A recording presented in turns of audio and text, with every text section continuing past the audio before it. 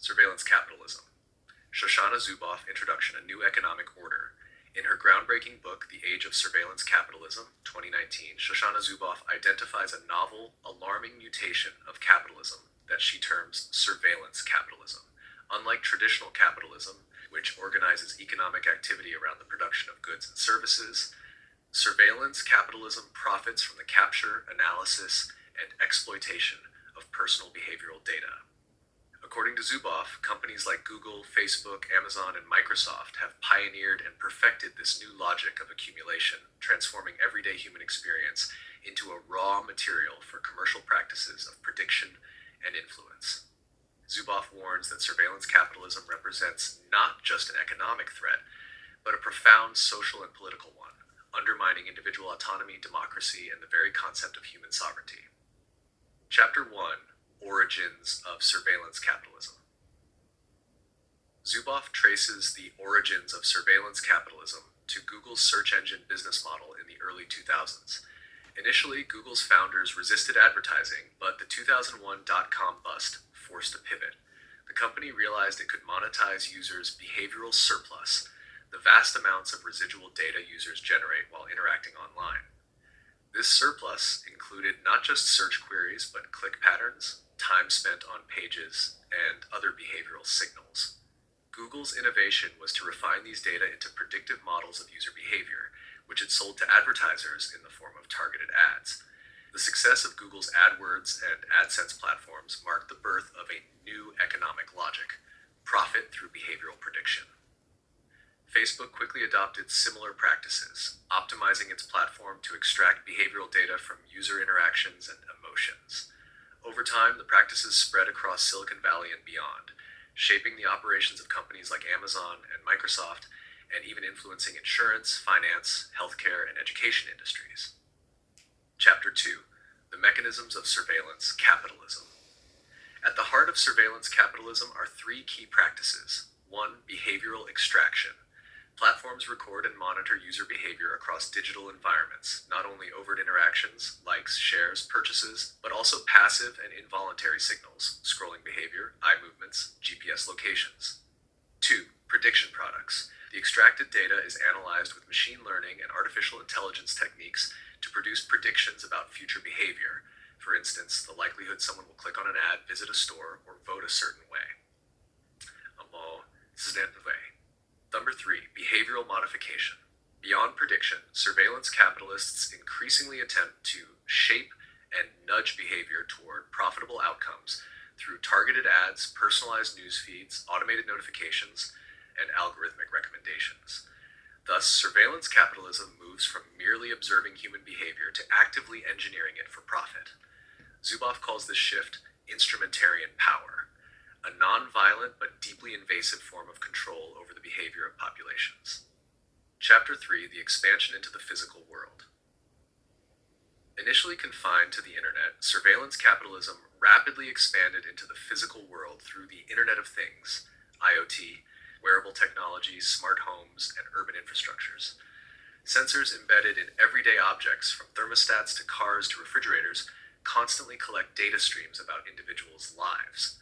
This phenomenon, what Zuboff calls ubiquitous computing, means that surveillance capitalism is no longer limited to online interactions, but extends to all aspects of existence: movement patterns, health metrics, voice inflections, and even facial expressions. For Zuboff, the danger lies not only in data collection, but in the asymmetry of knowledge.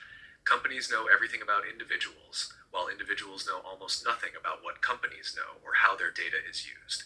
She calls this the division of learning, and warns it places humanity in an inferior position relative to the corporations. Chapter 4: Surveillance Capitalism and the Crisis of Democracy. Surveillance capitalism poses a unique threat to democracy by eroding key democratic values. Autonomy. If individual decisions are subtly shaped by predictive algorithms, free will and informed choice are compromised. Privacy. Behavioral data extraction eliminates private spaces essential for critical thought and dissent. Pluralism. Algorithmic content curation can create filter bubbles and echo chambers, reinforcing polarization and undermining shared public discourse. Furthermore, surveillance capitalism generates new vulnerabilities to manipulation, as seen in scandals like Cambridge Analytica, where behavioral data was weaponized to influence elections, including Brexit and the 2016 US presidential race. Thus, Zuboff argues that surveillance capitalism is incompatible with the ideals of a liberal democratic society. Chapter Va: Resistance and Alternatives. Despite the pervasive power of surveillance capitalism, Zuboff maintains that it is not inevitable. Surveillance capitalism is not technology itself, but a specific application of technology driven by profit motives. Therefore, it is a human creation and can be changed by human action. She calls for legal reform, strong data protection laws similar to the European Union's GDPR that recognize behavioral data as private property belonging to individuals. New rights, a right to sanctuary, the right to keep one's behavioral life free from commercial exploitation. Citizen mobilization, public outrage and collective action are necessary to push governments to regulate surveillance capitalists and to foster alternative business models that respect human dignity. Zuboff emphasizes that in the 20th century, societies learned to tame industrial capitalism through labor rights, consumer protection, and environmental regulations. Now, in the 21st century, a similar effort must be made to tame surveillance capitalism. Conclusion: a struggle for the future. Ultimately, Zuboff sees surveillance capitalism as a historic crossroads. Humanity must decide whether it will cede its future to a system that treats individuals as mere data points, or whether it will reclaim the fundamental rights to autonomy, privacy, and human dignity. She warns that the stakes are nothing less than the fate of free societies. Surveillance capitalism threatens to transform human beings from subjects, self-determining individuals, into objects, commodities to be manipulated. Without intervention, the logic of surveillance capitalism could dominate not only economics, but society itself, leading to a dystopian, instrumentarian world where freedom is hollowed out from within. Yet Zuboff remains hopeful. Just as earlier generations fought to humanize industrial capitalism, today's citizens can confront the abuses of surveillance capitalism if they recognize the stakes and act with courage. Final reflection. Zuboff's The Age of Surveillance Capitalism is not just an analysis of an economic system, but a call to arms. Her work is sweeping in scope, blending economic theory, political philosophy, psychology, and ethics to reveal the profound implications of digital capitalism. She sees in surveillance capitalism a profound betrayal. Instead of using technological innovation to empower individuals, corporations have deployed it to extract, manipulate, and profit from human behavior. If society fails to resist, the result may not be overt totalitarianism, but something perhaps more insidious.